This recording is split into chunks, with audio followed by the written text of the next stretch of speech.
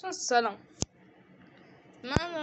من یک جوان نوجوان ایرانی دارم با اینترنت کاملا ایرانی سر میکنم. خلاصه من سرتون در یه بازی اسرار کورسا میخوام برای پیسی بریزم. 4 تا پارت تو این کنسول چه پیسی بدبخت. ببخشید. بعد یه پارتش که پارت 4 باشه 269 مگابایت باشه و 1 ساعت هم زمان برده باشه که کلا خوبه، بد نیست، نمیگم بده، خب میگه خوبه، اوکیه. بعد ما قراره این پارت تیک میخوره. خب پارت 4 100% تیک میخوره دیگه، مشکل نداره.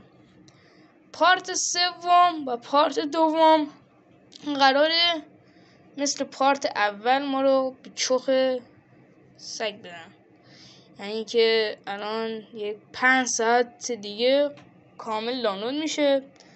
3 5 15 حالا اینکه قطعا 5 نیست، 10 یه حساب سنگوشی میشه 25 30 ساعت میشه. 30 ساعت هم میشه 1 روز و نیم حدودتا. ما از بعد از ظهر دانلود کردیم، یه پارتش دانلود شده، یه پارتش 500 مگش دانلود شده، 2 تا پارت دیگه هم هست قرار به چخ بریم. بعد اصلا مشکل از این جاییه که من دارم با این کار میکنم، یعنی ADSL داخل خونه.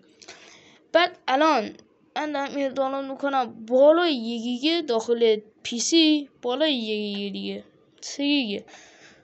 الان دیگه نه اینستا برای من باز میشه، نه یوتیوب برای من باز میشه، نه دیگه از خدمت شما فیلتر شکن باز میشه که بخوام برم تو اینا، نه تلگرام، نه کالاف، نه CSGO، هیچ کدوم بودتا اصلا دیگه وا نمیشن که بخوام نفس بکشم.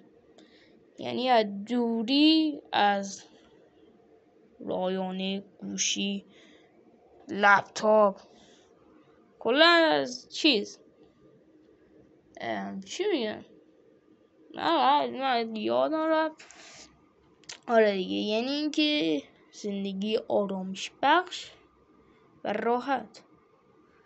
ولی خب منی که الان 24 ساعته تو اکسپلور سر میکنم، من بدبخت الان به اکسپلور اعتیاد دارم. من چیکار کنم؟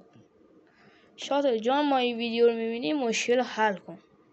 شاتل هم استفاده میکنم با تشکر از شاتل گل و اینترنت بهتر. ماشاءالله. جان و مادرت حل کن شاتل، خدا منو به چخ داری میدی.